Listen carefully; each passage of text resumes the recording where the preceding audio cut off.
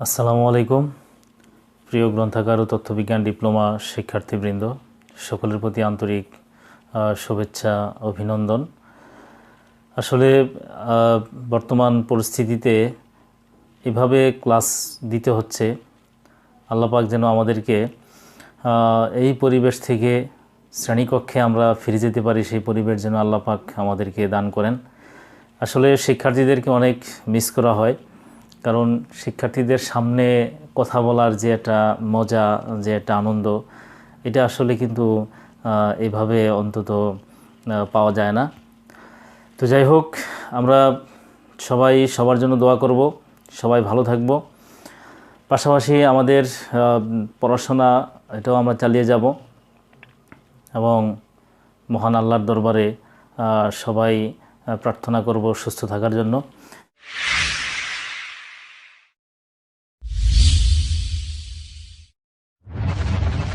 প্রিয় শিক্ষার্থীবৃন্দ, আমি আজকে যে বিষয়টি আপনাদের সামনে উপস্থাপন করব তার সাবজেক্ট কোড হচ্ছে 109 এবং সাবজেক্টের নাম হচ্ছে management of libraries and archival institution, অর্থাৎ গ্রন্থাগার ও আর্কাইভাল ব্যবস্থাপনা। তো এই সাবজেক্টের আমি আপনাদের সামনে যে প্রশ্নটি আলোচনা করব সেই প্রশ্নটি হচ্ছে আর্কাইভস নিয়ন্ত্রণ বলতে কী বোঝায়। আর্কাইভস নিয়ন্ত্রণের উপায় এবং প্রয়োজনীয়তা বর্ণনা করো। বাংলাদেশে আর্কাইভস নিয়ন্ত্রণের কার্যকরী পদ্ধতি কোনটি? এই বিষয়ে আমি আপনাদের সামনে কিছু ধারণা দেওয়ার চেষ্টা করব। এই ধারণার সাথে আপনারা আপনাদের কাছে যে বই বা অন্যান্য সহায়ক যে সকল সামগ্রী রয়েছে সেগুলোর সাথে মিলিয়ে নিলে হয়তো এই প্রশ্নের উত্তর আপনারা লিখতে পারবেন। তো আর্কাইভস নিয়ন্ত্রণ বলতে কী বোঝায়? আর্কাইভস নিয়ন্ত্রণ, তো নিয়ন্ত্রণটা কেন প্রয়োজন হয়? আসলে কোনো কিছু যখন নিয়ন্ত্রণের বাইরে চলে যায়, উৎপাদন বেড়ে যায়, প্রয়োজনের তুলনায় অনেক বেশি হয়ে যায়, তখনই সেটাকে আসলে নিয়ন্ত্রণ করা প্রয়োজন হয়, কন্ট্রোল করা প্রয়োজন হয়। যেমন পৃথিবী জুড়ে জনসংখ্যা বিস্ফোরণ ঘটেছে এবং জনসংখ্যা উত্তর বৃদ্ধি পাচ্ছে।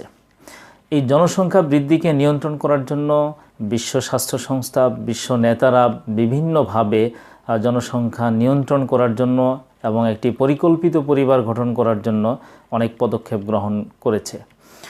তো এই প্রতিনিয়ত অফিসিয়াল বিভিন্ন কার্যক্রম করার জন্য সরকারি বেসরকারি শিক্ষা প্রতিষ্ঠান সহ বিভিন্ন বাণিজ্যিক কোম্পানিগুলো তাদের কর্মী ব্যবস্থাপনা, তাদের উৎপাদন ব্যবস্থাপনা, শিক্ষা প্রতিষ্ঠানের শিক্ষার্থীর তথ্য ইত্যাদি প্রতিনিয়ত রাখার জন্য অসংখ্য তথ্য উৎপাদন হয়।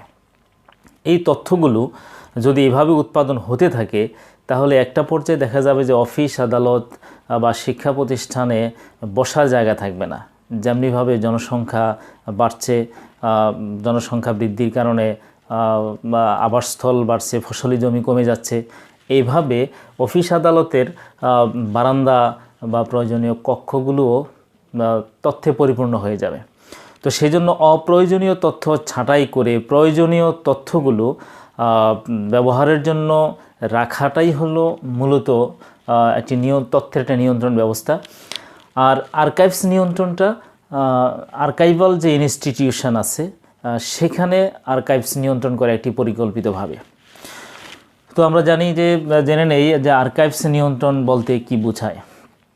আর্কাইভস নিয়ন্ত্রণ মূলত আর্কাইভাল যে সকল ডকুমেন্ট রয়েছে, আর্কাইভস যে সামগ্রীগুলো রয়েছে সেগুলো নিয়ন্ত্রণ করাকে বোঝায়। আর্কাইভসের একটি আর্কাইভাল ইনস্টিটিউশনে যে সকল ডকুমেন্ট জমা হয় সেই জমাকৃত তথ্যগুলো সুশৃঙ্খলভাবে, সুনির্দিষ্টভাবে, পদ্ধতিগতভাবে নিয়ন্ত্রণ করাই হলো আর্কাইভস নিয়ন্ত্রণ। যেভাবে পদ্ধতিগতভাবে জনসংখ্যা নিয়ন্ত্রণ করা হয়েছে এবং হচ্ছে, এমনিভাবে পদ্ধতিগত উপায়ে আর্কাইভাল সামগ্রীগুলো আর্কাইভাল ইনস্টিটিউশনে নিয়ন্ত্রণ করে, বাছাই করে প্রয়োজনীয় তথ্যগুলো সংরক্ষণ করে অপ্রয়োজনীয় তথ্যগুলো বা অপ্রয়োজনীয় তথ্য আর্কাইভে আসা থেকে বিরত রাখাটাই হলো আর্কাইভাল আর্কাইভস নিয়ন্ত্রণ, অর্থাৎ আর্কাইভাল সামগ্রীগুলো সংকোচন করার যে পদ্ধতি, সে পদ্ধতি হলো আর্কাইভস নিয়ন্ত্রণ। তো এবার আমরা জানি আর্কাইভস নিয়ন্ত্রণের উপায়, যে আর্কাইভস নিয়ন্ত্রণ আমরা করব, অপ্রয়োজনীয় তথ্যগুলো আমরা দূরে রাখব, প্রয়োজনীয় তথ্য সংরক্ষণ করব।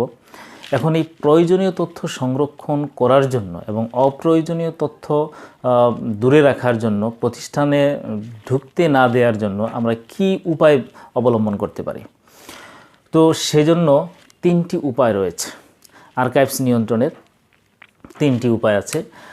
1 নম্বর উপায় হলো, নাম্বার 1, 1 নম্বর উপায় হলো যে কাজের সরলীকরণের মাধ্যমে, কাজের সরলীকরণের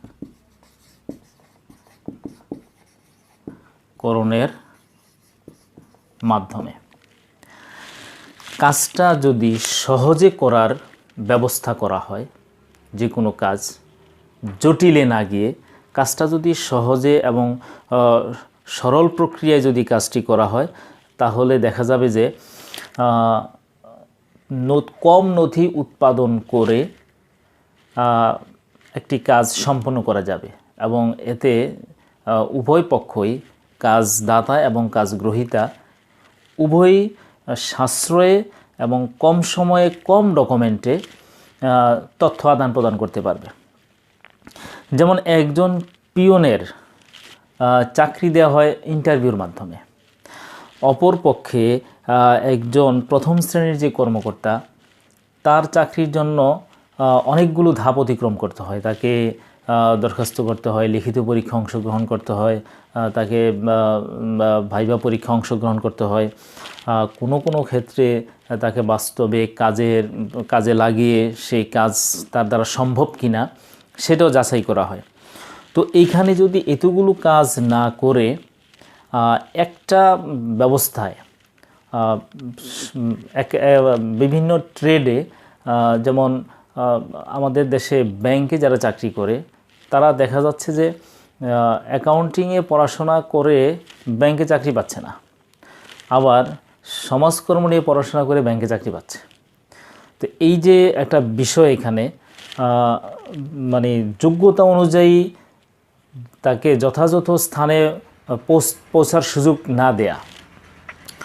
তো এখানে কাজের সরলীকরণটা মূলত এটাই যে রাষ্ট্রপতির অধীনে আগে মন্ত্রীদের অপসারণের বা মন্ত্রীদেরকে কোনো শাস্তির আওতায় আনার ব্যবস্থা ছিল, কিন্তু বর্তমানে একজন মন্ত্রীকে যদি শাস্তি দিতে হয় তাহলে আগে প্রধানমন্ত্রীকে শোকজ করতে হবে।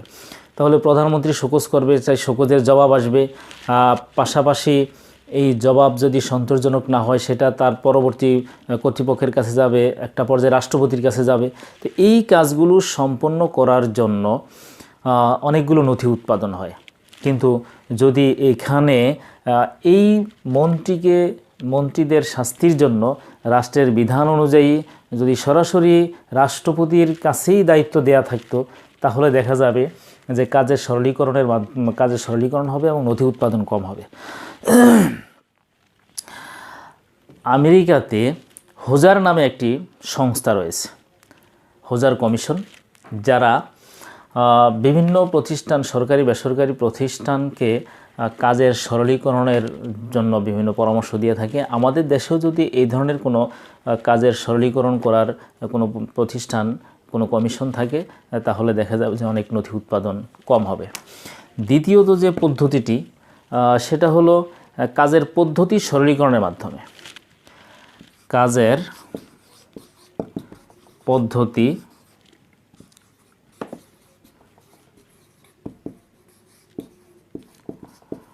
সরলীকরণের মাধ্যমে। প্রথমটা হচ্ছে কাজ সরলীকরণ, আমি কাজ করব। দ্বিতীয়টা হচ্ছে কাজ করব যে পদ্ধতিতে, সে পদ্ধতিটার সরলীকরণ। যদি কাজটার নিয়মটা, পদ্ধতিটা যদি সহজ হয়ে যায়, তাহলে দেখা যাবে যে আমরা খুব সহজেই কাজটাকে নথি উৎপাদন কমে যাবে। যেমন আমরা ঢাকা বিশ্ববিদ্যালয়ে ভর্তির বিষয়টাই বলি। ঢাকা বিশ্ববিদ্যালয়ে ভর্তি হতে গেলে ভর্তি পরীক্ষা, তারপরে তাকে ভাইবা পরীক্ষা অংশগ্রহণ করতে হয়, তারপরে তাকে রেজিস্ট্রারে পরীক্ষা যদি টিকা হয় রেজিস্টারের অনেকগুলো ডকুমেন্ট সেখানে পূরণ করে পারিবারিক তথ্য, তার মানে ইনকামের তথ্য, অনেকগুলো ফর্ম পূরণ করে তাকে দেখা যায় বিশ্ববিদ্যালয়ে ভর্তি হতে হয়। কিন্তু সেখানে যদি তার তথ্যগুলো বর্তমানে যদিও মানে ওয়েবসাইটের মাধ্যমে ভর্তি হয়, তারপরও অনেকগুলো পন্থা সেখানে অবলম্বন করতে হয়। এই পদ্ধতিটা সহজ করে যদি ভর্তির বিষয়টা শুধুমাত্র একটা ফর্মের মধ্যেই একটা জায়গা থেকে যখন সে ভর্তি পরীক্ষা অংশগ্রহণ করবে তখন তার কাছ থেকে ডিটেলস তথ্য নিয়ে নেবে, সে টিকবে, টিকার পরে অটোমেটিক্যালি তার তথ্যগুলো আপডেট হয়ে যাবে এবং সে টাকা জমা দিয়ে ভর্তি হয়ে যাবে। এই কাজের পদ্ধতি সরলীকরণের আরেকটি এক্সাম্পল হচ্ছে যারা বেসরকারি স্কুল কলেজ মাদ্রাসায় চাকরি করে তাদের নিয়োগের সময় মাওসিতে ডিজি অফিসে সব ধরনের তথ্যই জমা দেওয়া আছে, কিন্তু নিয়োগের 8 বছর যখন পূর্ণ হয় বা 10 বছর পূর্ণ হয় তাকে একটা উচ্চতর স্কেল দেওয়ার ব্যবস্থা রাখা হয়। তো ওই 10 বছর পরে একজন শিক্ষককে বা কর্মচারীকে তার নিয়োগের সময় যতগুলো ডকুমেন্ট জমা দিতে হয়েছে, একেবারে কমিটি রেজুলেশন থেকে শুরু করে তার সার্টিফিকেট, অন্যান্য আনুষঙ্গিক যত নথিপত্র আছে, 10 বছর পর তাকে পুনরায় সকল তথ্য আবার ডিজি অফিসে জমা দিতে হচ্ছে। কিন্তু তার নিয়োগের সময় যে তথ্যগুলো ডিজি অফিস নিয়েছিল সেই তথ্যগুলো থেকেই যদি তার কাজের মূল্যায়ন করে, তার এসিআর মূল্যায়ন করে ইচ্ছা করলে কর্তৃপক্ষ 10 বছর পরে তার উচ্চতর স্কেল প্রদান করতে পারে। তাহলে এই কাজের পদ্ধতি সরলীকরণের বিষয়টা হচ্ছে এই যে কোনো কাজকেই সংক্ষেপে এবং সহজে উপস্থাপন করা। তৃতীয় নাম্বার যে পদ্ধতিটি হচ্ছে সেটা হলো কার্ড বা মুদ্রিত ফর্ম ব্যবহারের মাধ্যমে। কার্ড বা মুদ্রিত ফর্ম ব্যবহারের মাধ্যমে।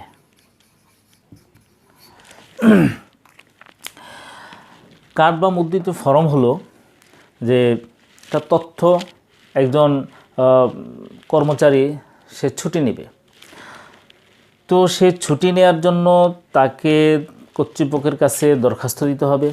সরকারি বা সামরিক অফিসের ক্ষেত্রে এই দরখাস্ত তাকে অনেকগুলো ধাপ অতিক্রম করে দরখাস্ত মঞ্জুর করতে হয়। কিন্তু সেখানে যদি ওই সরকারি বা বেসরকারি বা সামরিক যে অফিসগুলো আছে যেখানে অনেকগুলো ধাপ অতিক্রম করে একজন কর্মচারীর ছুটি নিতে হয়, তো সেখানে যদি একটা কার্ড বা মুদ্রিত ফর্ম থাকে এভারেজ সবার জন্য এবং সেখানে অনেকগুলো তথ্য থাকবে পরপর সাজানো, যে তথ্যগুলো তিনি শুধু পূরণ করবেন, তাহলে দেখা যাবে যে একটা কার্ডে একটা মুদ্রিত ফর্মেই তার ছুটি দরখাস্ত, তার অন্যান্য আবেদন সব কিছু সহজে সম্পন্ন হবে। যদি এই পদ্ধতি না হয় তাহলে দেখা যাবে একজন কর্মচারীর, বিশেষ করে সামরিক ক্ষেত্রে অনেক বিধিনিষেধ রয়েছে, সেই বিধিনিষেধগুলো পালন করে একজন কর্মচারীকে ছুটি নিতে অনেকটা সময় ব্যয় হয়, পাশাপাশি অনেকগুলো কাগজেরও খরচ হয়। এই কাগজ, কলম, কালি, এই যে খরচগুলো হলো, এটা যেমন অপচয় হয় তেমন সময়ও নষ্ট হয়, পাশাপাশি অনেকগুলো ডকুমেন্টের উৎপাদন হয়।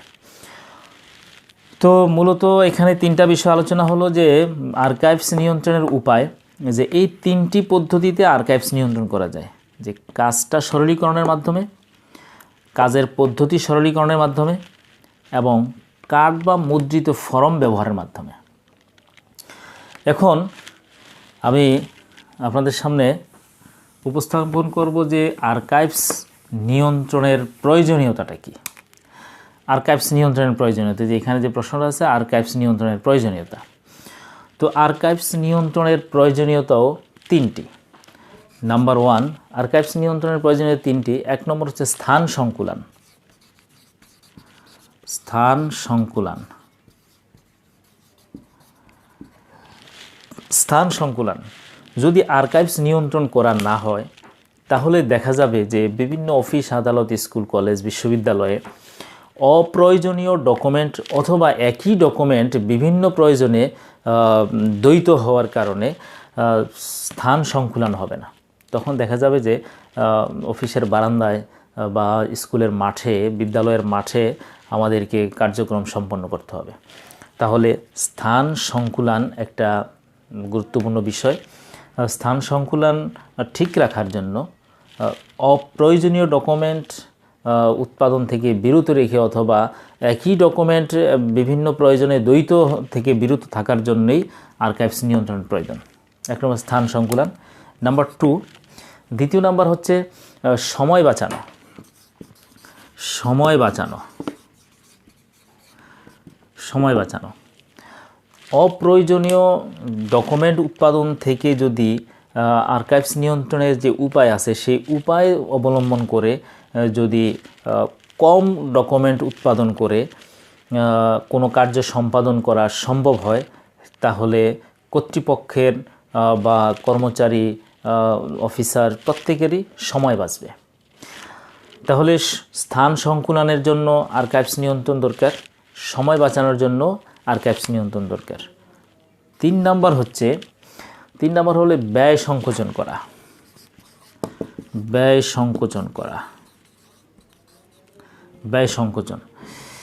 আসলে আমরা দেখে থাকি, লক্ষ্য করে থাকি যে বিভিন্ন প্রতিষ্ঠানে যে ম্যানেজার বা যে কর্মকর্তা কম খরচে বেশি উৎপাদন করতে পারে, আসলে তার মেরিট, তার মূল্য অনেক বেশি।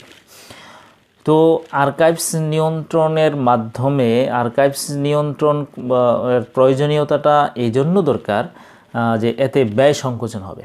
কারণ একই ডকুমেন্ট যদি একাধিকবার তৈরি হয় তাহলে দেখা যাবে সেখানে কলম, কালি, কাগজ ইত্যাদি খরচ হবে, আর এই খরচগুলোর পিছনে অর্থ দরকার। তাহলে প্রতিষ্ঠানের অর্থ বাঁচানোর জন্য, সময় বাঁচানোর জন্য এবং স্থান সংকুলানের জন্য আর্কাইভস নিয়ন্ত্রণের প্রয়োজন। প্রিয় শিক্ষার্থীবৃন্দ, আমরা এবার জানব যে বাংলাদেশে আর্কাইভস নিয়ন্ত্রণের কার্যকরী পদ্ধতি কোনটি। তো বাংলাদেশে আর্কাইভস নিয়ন্ত্রণের কার্যকরী পদ্ধতির মধ্যে প্রথম যে 3টি উপায় ছিল, একটি হচ্ছে কাজের সরলীকরণ, দ্বিতীয়ত হচ্ছে কাজের পদ্ধতি সরলীকরণ, তৃতীয়ত হচ্ছে ব্যয় সংকোচন। তো কাজের সরলীকরণটা হলো, আমরা কাজ তখনই আমার সরল হবে যখন আমি সৎ হব, যখন আমি দেশের প্রতি বা প্রতিষ্ঠানের প্রতি আমার আন্তরিকতা, আমার শ্রদ্ধাভক্তি থাকবে। আমি যদি সৎ হই, আমার যোগ্যতা, সৎ হইলে আমার যোগ্যতা বাড়বে। তো কাজের সরলীকরণ তখনই হবে যখন আমি সৎ নাগরিক হব। কিন্তু আমরা আসলে এই কথা বলতে পারবো না যে আমরা সবাই যার যার জায়গায় দায়িত্ব পালনে সততার পরিচয় দিই। সৎ যোগ্য ব্যক্তি অবশ্যই রয়েছে, তবে এখানে পুরোপুরি কাজের সরলীকরণ করা যাবে না, কারণ যেহেতু আমরা এখন আসলেই সবাই ওই মানের সততা অর্জন করতে পারি নাই। দ্বিতীয়ত যেই উপায়টি ছিল যে কাজের পদ্ধতি সরলীকরণের মাধ্যমে, কারণ কাজের পদ্ধতি সরলীকরণ করতে গেলে আমাদেরকে আরও শিক্ষা দীক্ষায় আরও উন্নত হতে হবে, যেটা আমেরিকা, ব্রিটেনে তারা করে থাকে। আমরা আসলে অতটা উচ্চ পর্যায়ের শিক্ষার গুণগত মানে পৌঁছতে পারিনি। যেমন ইউনিভার্সিটি ভর্তির বিষয়টা বললাম, সেখানে আসলে ভর্তিতে আরও সহজ করার জন্য আমাদের যে মেধা যোগ্যতা যেটা কাজে লাগানো দরকার, সেটাকে আসলে আমরা এখন লাগাইতে পারতেছি না।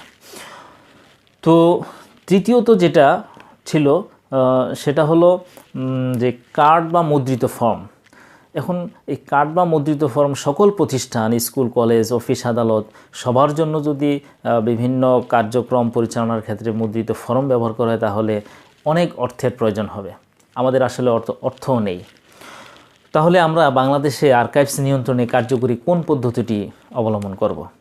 তো এই জায়গায় মন্তব্য হচ্ছে যে আমরা যেখানে যতটুকু সৎ, যেখানে যতটুকু আমরা যোগ্য শিক্ষা দীক্ষায় উত্তীর্ণ এবং আমাদের যে প্রতিষ্ঠানের আর্থিক সচ্ছলতা রয়েছে, তো সে অনুযায়ী যেখানে যতটুকু প্রয়োজন এই 3টা উপায়ের, আর্কাইভস নিয়ন্ত্রণের যে 3টি উপায় রয়েছে, কাজের সরলীকরণের মাধ্যমে, কাজের পদ্ধতি সরলীকরণের মাধ্যমে এবং কার্ড বা মুদ্রিত ফর্মের মাধ্যমে, এই 3টা উপায়ের যে কোনো একটি উপায় যেখানে যতটুকু সম্ভব প্রয়োগ করে আমরা বাংলাদেশে আর্কাইভস নিয়ন্ত্রণ করব। তো প্রিয় শিক্ষার্থীবৃন্দ, এই ছিল আজকের এই প্রশ্নের আলোকে একটি সংক্ষিপ্ত ধারণা। আশা করি আপনারা এই আজকের এই কথাগুলো মোটামুটি আপনাদের হৃদয়ঙ্গম হবে। আগামী ক্লাসের আরও ভালো কিছু নিয়ে আসার চেষ্টা করব, সেই প্রত্যাশায় মহান আল্লাহর সাহায্য কামনা করে আজকে এখানেই শেষ করছি। আল্লাহ হাফেজ, আসসালামু আলাইকুম।